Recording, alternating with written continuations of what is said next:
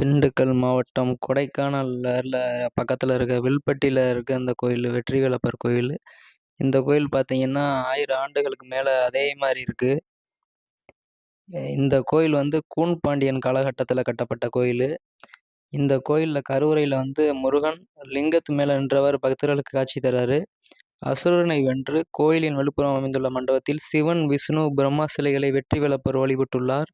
இதனாலேயே இந்த கோயிலுக்கு வெற்றிவேலப்பர் கோயில் என்று அழைக்கப்படுவதாக ஒரு வரலாறு சொல்கிறாங்க.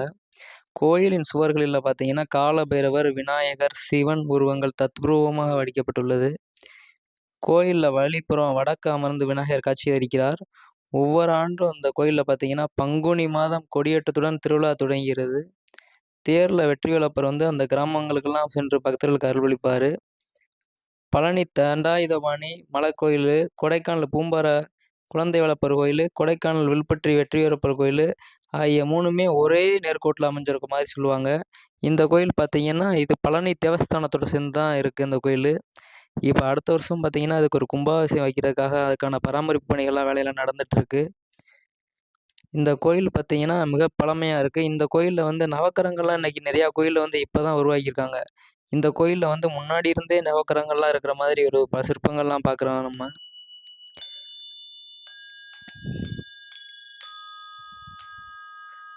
இந்த கோயிலுக்கு இப்போ வந்து அதிகமாக கொடைக்கானல் வர பயணிகள்லாம் வர்றாங்க.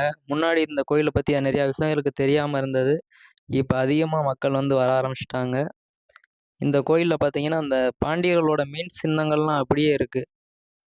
இது பாண்டியர்கள் கட்டப்பட்ட கோயில்ன்றது வந்து இந்த மீன் சின்னங்கள் பாண்டியர்கள் கட்டிய அனைத்து கோயில்களிலுமே இந்த மீன் சின்னங்கள் அதிகமானதாக காணப்படும். இந்த கோயிலில் வந்து ஒரு கல்வெட்டு மட்டும் வெளியில் ஒரே ஒரு கல்வெட்டு இருந்துச்சு. அது படிக்கிற மாதிரி தெரியலை. அப்புறம் இன்னும் நிறையா கல்வெட்டுகள் இருந்திருக்கலாம். அது சேதமடைஞ்சிருக்கு. அது ஆனால் நம்ம பார்வைக்கு ஒன்றும் தெரியாத மாதிரி தான் இருந்துச்சு.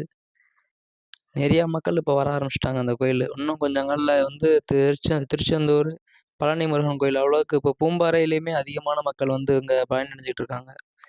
அப்படி ஒரு நல்ல கோவில் வந்து வெற்றிகளை பல குவிக்குதுன்னு சொல்கிறாங்க.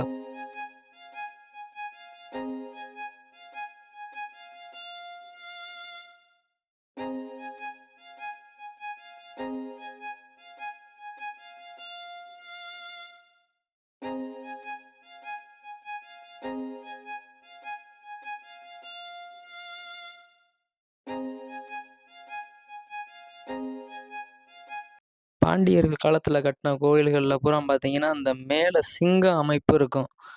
அதை நீங்கள் கவனிச்சிங்கனாலே தெரியும். பாண்டியர்கள் காலத்தில் எல்லாத்துலேயுமே அந்த சிங்கங்கள் உட்காந்துருக்க மாதிரி ஒரு அமைப்பு இருக்கும்.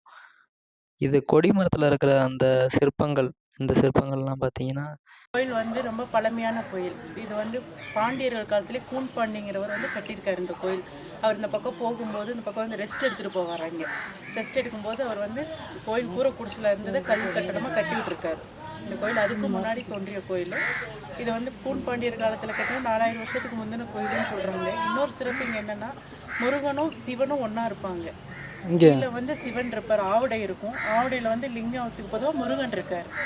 இன்னொரு சிறப்பு என்னென்னா நவக்கிரகங்கள் வந்து நம்ம தனிப்பட்டு போவோம். இங்கே வந்து பாண்டியர்கள் காலத்திலே பீடக்கல்லால் சுற்றி அமைக்கப்பட்டிருக்கு. நம்ம இந்த கோயிலை சுற்றி வந்து அவரை தரிசனம் பண்ணினாலே நமக்கு இருக்க தோஷங்கள் தீருங்கிற ஐதீகம். இந்த கோயில் வில்பட்டி வந்து இங்கே 1 கிலோமீட்டர் இறங்கி வரணுமாங்க்கா? வில்பட்டி கோயில் தான் இது. இப்போ காலப்போக்கில் தான் இது ஃபுல்லாக கிராமம் ஆகிருக்கு. முன்னாடி வந்து முனிவர்கள் வாழ்ந்தனால இங்கே மக்கள் யாரும் வாழலை. தனிமையில் கோயில் வந்து இப்போ நாள் போக்கில் ஃபுல்லாக மக்கள் வந்து குடியேறிட்டாங்க. வில்பட்டிக்கு சேர்ந்தது தான் இந்த கோயில். பழனி கோயிலுக்கும் இந்த கோயிலுக்கு ஏதாவது தொடர்பு இருக்குன்றாங்களேக்கா, அது என்னக்கா?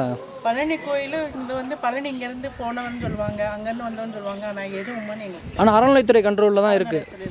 பழனிக்கு தேவஸ்தானத்தோட சேர்ந்ததாங்க்கா அந்த கோயில். சரிங்கக்கா, நன்றிங்கக்கா, வணக்கம்.